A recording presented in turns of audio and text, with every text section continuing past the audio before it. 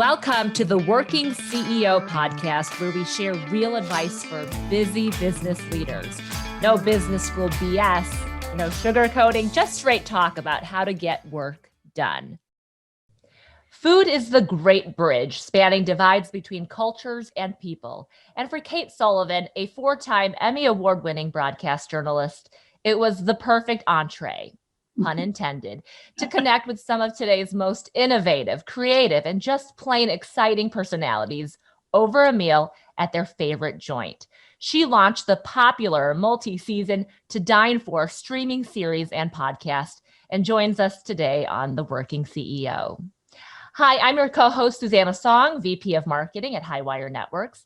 And I have with me today the Working CEO, of course, Mark Porter, CEO of Highwire Networks. And Mark, we are on a roll, I'd say, with some amazing guests.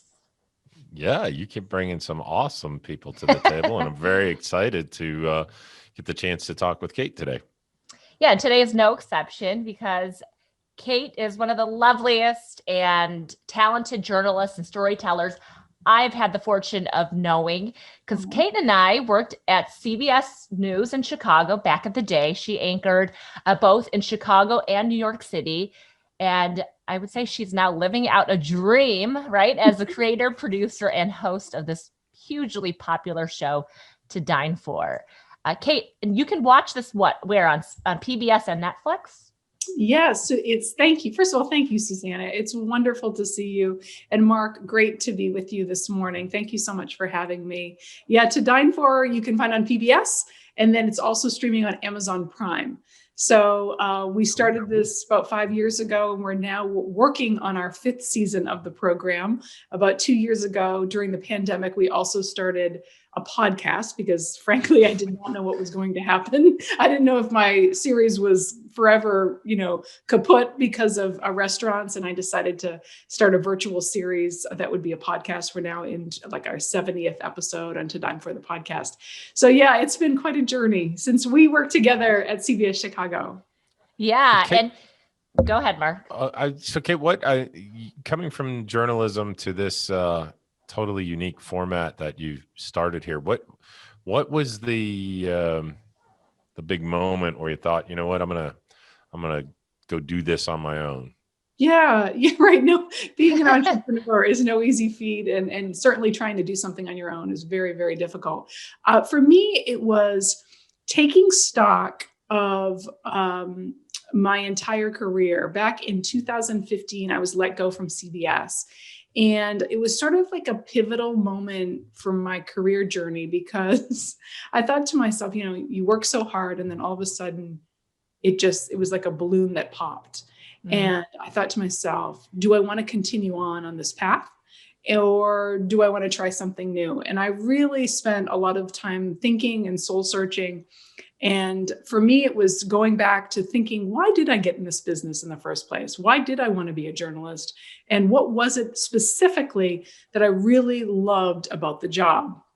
And so it's, that old fashioned pros and cons list, right? Of what you love about your job and what you're not so crazy about. And for me, when I really thought back to the stories that I covered that I really enjoyed and that I felt were really aligned with who I am, they were the stories of creation. They were the stories of creativity, whether it was a business person, a founder, CEO creating a business, whether it was an artist, whether it was an author, an actor, someone who brought something to life through their own imagination.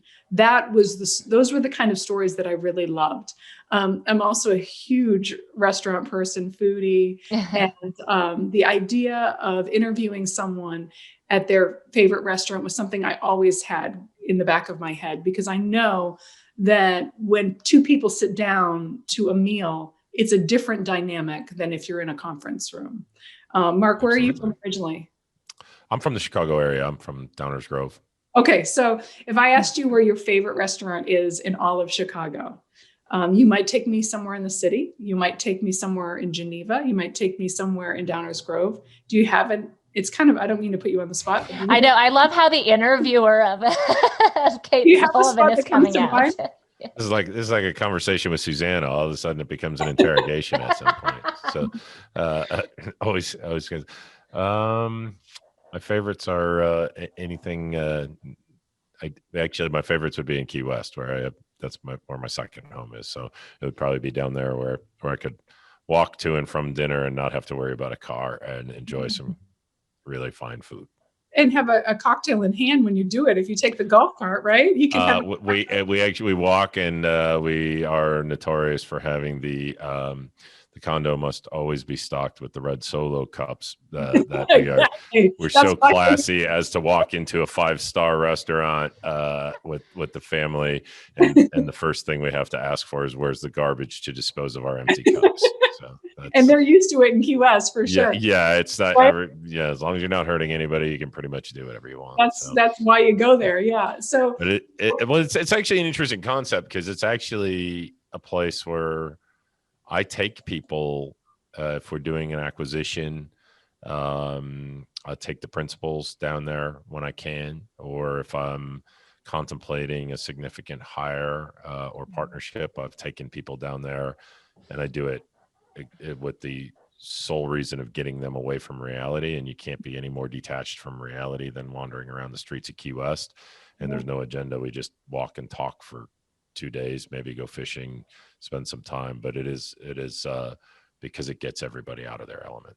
Well, and also it gets them to understand who you are, because the fact that you love Key West, the fact that you are deep down a very relaxed person who enjoys being casual. You're not, I don't even know you, but I'm guessing just by choosing Key West, you're someone who is not pretentious. You're not stuffy. Big on formalities. Right. I was going to say that you're not official. Yes. You prefer to bring someone into a casual environment. That says everything.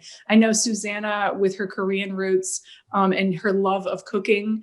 I don't know if there's a favorite Korean spot in the Chicago area that you have, or maybe it's just a great restaurant, a great delicious spot, but it's most likely says something about you. Susanna, do you have a favorite spot?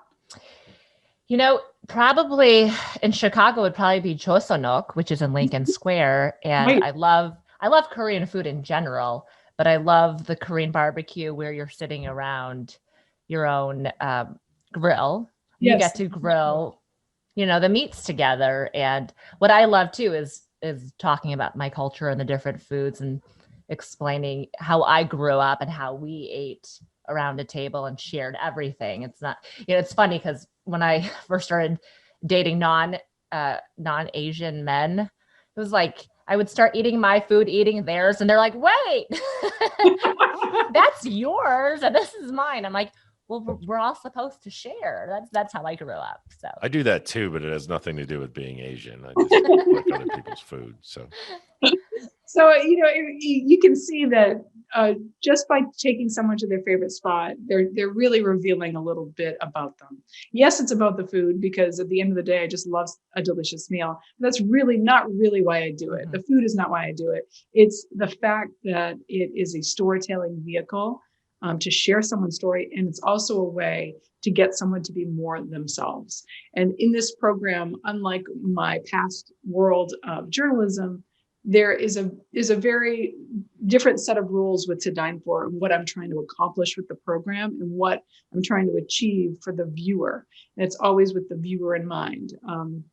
People say, oh, you have a dream job. You get to go all over the country and have these amazing meals with John Bon Jovi. And yes, this is all true, but it's literally like 1% of what I do to create the show, to bring it to life, and really with a bigger vision in mind. Yeah. So what is that? I mean, at the end of the day, everybody's got to feed their family, and it's still a business, and a very complicated one at that, right? So how do you balance, because you are the talent and the head chef and bottle washer, right? So how do you manage all that? How did you put all the pieces together, coming from a background that really probably didn't prepare you for all the ins and outs of the business side of it? What was the secret to making that fly? It was truly learning as you go. I mean, I think that the more entrepreneurs that I interview, the more founders, they all say something very similar, which is they don't know how to do it either. It really is, building the plane as you're flying it. And for me, you're right. There's a lot of aspects of this that I had no idea how to get started or what to do, but it has really been trial and error. I had the confidence that I knew the idea was good. Whether I knew I could do it, I didn't know. I had some self-doubt there, whether I could actually pull this off. I knew the idea itself of interviewing people at a restaurant, and I knew that the premise was solid and was strong. So it was about me rising to the occasion of what I had set out to do. And after that, it became just a massive to-do list, like any in any business, right? It's just a massive to-do list of so many balls in the air, because it was creating the show, and then it was finding a distribution partner, and then so many other things. It's a million little things, right? It's not. So I tell people all the time, it's not really the big things. Generally, are easy to figure out. It's all those little nuanced things, and it's one of the things I tell anybody who wants to be an entrepreneur is if you your best skill set has to be figuring things out. Yes, Just hit a roadblock, figure it out, over, under, around, through. Yes, whatever it takes, right? So that's fascinating. So you've had and Susanna had mentioned a couple of them. You've had opportunities to meet some incredibly famous people, some incredibly I've seen looked up some of the episodes of people who are, not so famous outside of the profession that they chose, right? They might be world renowned in architecture or whatever, but not an everyday name to people.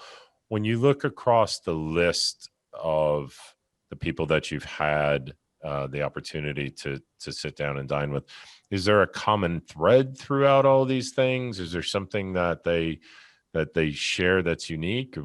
Any insights on that? Yeah, there's actually two things that every guest has in common. One, they've created something out of nothing through their own imagination, heart, and hustle. Okay, so whether that's they've written a book, created a company, created a movement, they have brought something to life. Secondly, they've done it with the idea that their vision is bigger than themselves, and that they are trying in some way to impact the world. Mm-hmm. So that's that second part's a really important part, because it adds a different dimension to the program.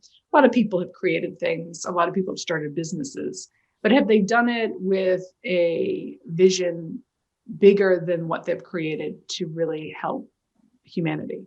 And, that's in small, medium, and large ways. And so there is a common thread. This particular season of To-Dine-for, I will tell you, is the most seemingly random group of people. And that's what I love about it. We have Jeannie Gang, the great architect from Chicago, that if you're not familiar with the world of architecture, you probably never heard of her, but she's currently creating the tallest building in the world by a female architect here in Chicago. Wow. The Vista Tower, the St. Regis. Mm-hmm. So we hear her, she grew up in a small town in Illinois, Belvedere. We hear her story to become this architect, to overcome, and her commitment to sustainability in the world around her. Her story is incredible. She's soft-spoken. She's not the typical guest that we have on the show, because Mark, I'm sure you're familiar with this. There's a certain archetype for a CEO and a founder, and it's usually a big personality. It's usually a showman or a showwoman, as you would say, someone who's really charismatic and can really sell a room. And Jeannie really isn't that. Jeannie is kind of soft-spoken, very introspective and thoughtful, and that's what I'm really, really thrilled about her episode. I mentioned her first because I know we're all in Chicago, and I thought that the people listening might be interested to hear about her. But we also have John Bon Jovi this season. In New Jersey, we have Gloria Estefan, the great living legend that is Gloria Estefan. We have some really interesting guests that you most likely have not heard of. One of them is Arlen Hamilton. She is a venture capitalist. 5 years ago, she was homeless, living on the floor of the San Francisco airport. And she had a dream of being a venture capitalist. People in the VC world know that less than 3% of all VC funding goes to women and people of color. She's a Black woman. And so she made it her mission to not only create a VC fund, but to specifically fund underrepresented founders, meaning women, people of color, LGBTQ. And in 5 years, she's funded 200 companies and $20 million. That's an amazing journey. Yeah. So her story to me is like the ultimate prototype for what I wanted the show to be, which is people who have truly created something out of nothing, and they do have a vision bigger than themselves. So do you That's have a favorite guest that you've interviewed, or and that's probably so not hard to with put you on the spot or anything or make this awkward, but Yeah, no. I would never say that. I will tell you that I don't, when I go into an interview, I never think to myself, is this my favorite one? Or does this person like me? Or even, is this going well? I simply think, am I doing a good job of trying to share their story and let them be themselves? Period. If I feel that, regardless of whether the person is hostile to me or whether you can always tell when people like you or they don't, right? If there's a connection or click right away. Absolutely. Yeah. And if there is, wonderful. But if there isn't, have I done all I can to let them be them? And that is really my goal with every interview. That's kind of my POV. That's kind of where I come from. And then, these are cherry-picked guests who have done amazing things. Catherine Reitman is another name you might not have heard unless you watch the Netflix show Workin' Moms, where she created the show and stars in the show. She's the daughter of Ivan Reitman, one of the most famous Hollywood producers who recently passed away, but he did Ghostbusters. And here she was, Catherine Reitman, the daughter of Ivan Reitman, and she couldn't get a job, right? She was trying to be an actress, could not get a job for the life of her. And she was a new mom going through some really difficult postpartum depression, and she started to write about it. And it's gone on to, it's like, I think, a 7th season on Netflix, explosively successful. And just to hear her story, success looks different for everybody, right? And you can come from the most privileged and still have a hard time. You can come from nothing and still have a hard time. So for me, it's about telling as many different types of stories as possible of snapshots of the American dream.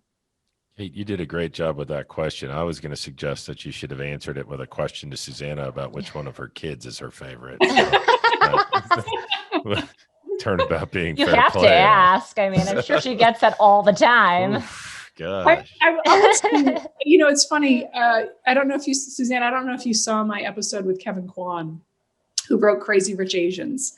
I saw the teaser, but no, didn't get it. He was I'll be honest, he was one of my favorite guests. And the reason why he showed up as himself, he was thrilled to be there, right? Like, you can always, some people they're doing press or they're doing it as an obligation, right? It's part of their work to them.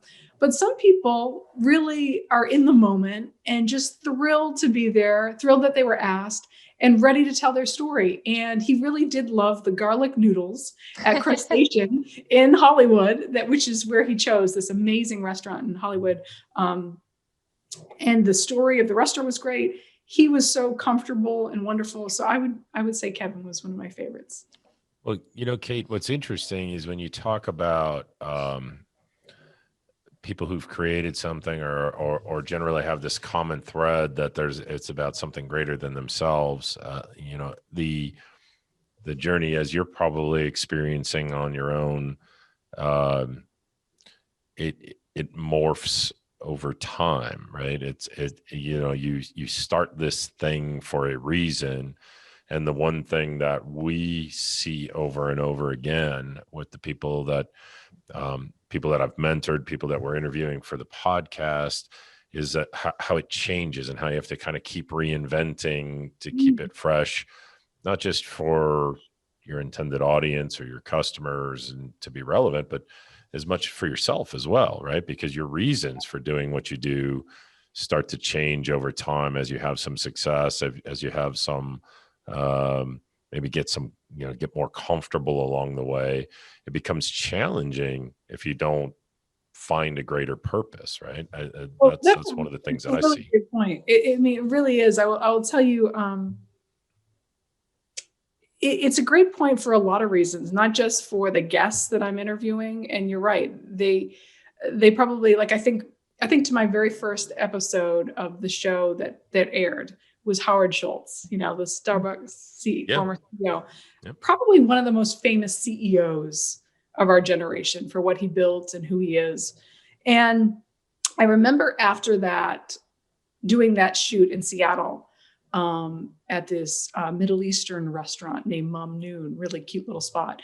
I remember thinking to myself, where do I go from here? I mean, this guy is so incredible and elegant and such a leader and has so many amazing qualities. And yes, he has a vision for Starbucks bigger than himself. People don't realize that he grew up in the projects of Canarsie, Brooklyn, and that his father slipped on ice, really leaving their family destitute because they did not have health insurance. And that's why every Starbucks employee is offered health insurance. And hearing his story and seeing him and just being in his presence really, this is just the beginning. This is my first episode. This really changed me. Not only did I feel like I was onto something, but it also really made me dig deeper into the premise of the show and what I was trying to accomplish with the show. And I think, to your point, I think when Howard Schultz started out, he was a salesman and he was, just trying to do well at his job. He didn't have all these visions for that he could use his corporation to send all these people to college and give them all health insurance. He didn't have these grander visions. So you're right. You do evolve as you get going in any career. And that's what's the fascinating part. Yeah. Sometimes you find your mission. Other times your mission finds you. And I think probably more the latter when it's through business. So yes. That's an interesting thing.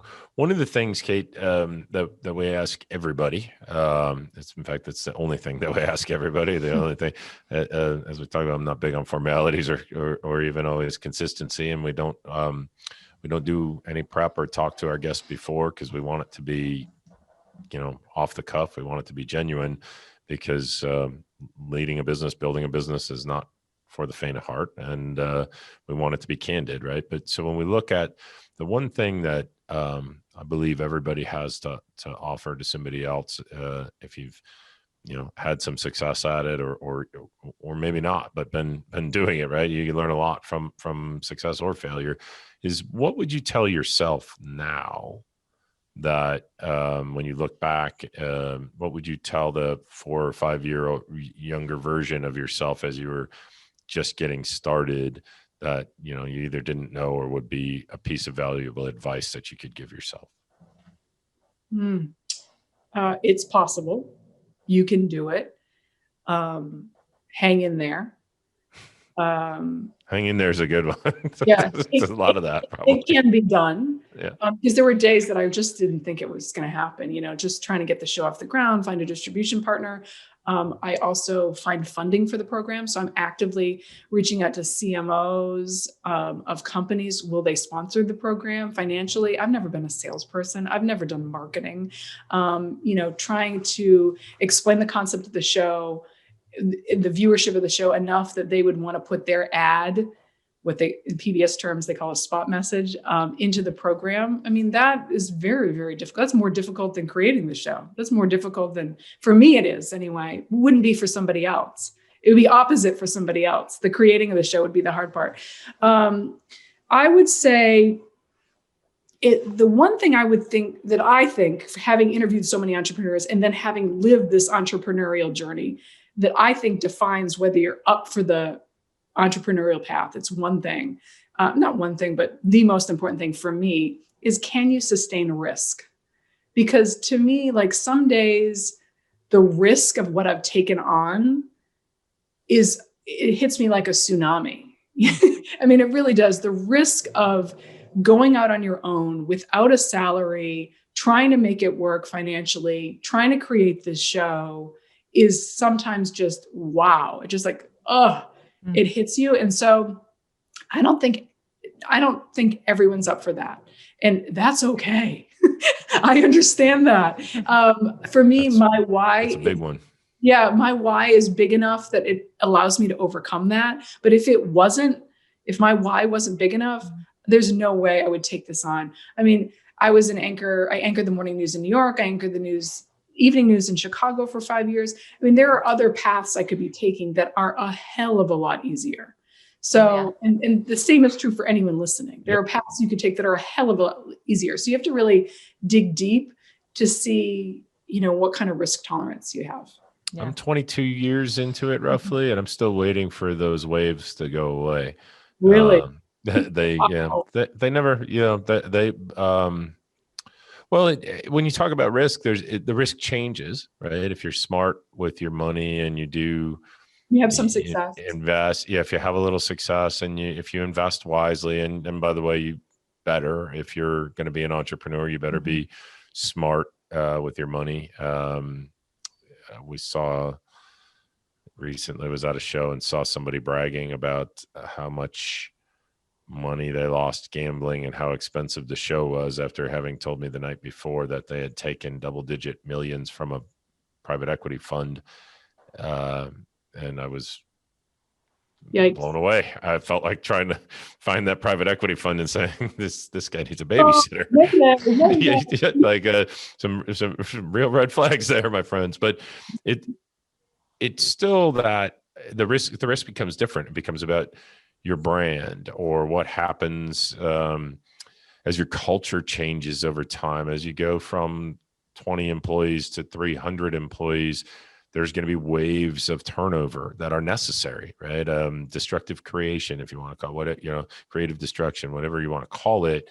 So those waves come over you. For me, it's usually about 1:30, 2 o'clock in the morning when they come. But a lot of sleepless nights. Yeah, there's definitely those. But that is some really, really outstanding advice. The one thing I would challenge in your thinking, and it's something that I think Susanna learned along the way here, coming from the broadcasting profession, the fact that you hadn't done marketing. We're all doing marketing, right? You guys both built a very successful brand that was yourself, right? And which is, by the way, probably one of the most worthy and maybe one of the most challenging, right? Because everything you do reflects on that brand. And I think that in a lot of ways, we're all marketing in everyday life, and we don't understand always how it applies to the business,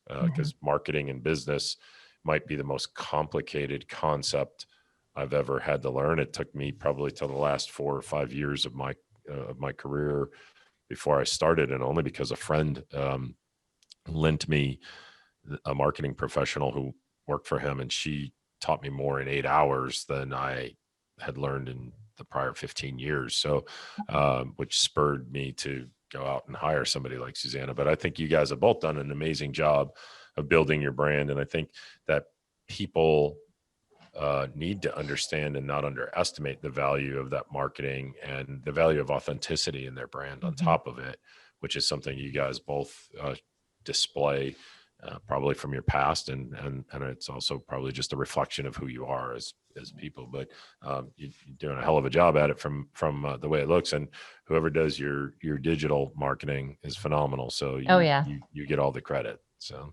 love your website, Kate. I will say this, Susanna, and I'm sure you can relate and agree with me here. Unless you really step outside the world of journalism, you have no idea what kind of skill set you have. And you think, you have such a narrow view of what's possible. And the world of especially television news really prepares people for a myriad of careers and expertises that they had no idea. And I think the number one thing that I would say a journalist brings to a job is immediacy and the ability to do things quickly, because the world that I live in of PR and comms, people take weeks to do things, and like we had literally hours, right? Right? It's funny because when Mark first hired me, in my head the deadline was finish it that day, and I remember Mark. I don't know if you remember, but one of my first few weeks at Highwire, you were like, you didn't have to turn it in that quickly.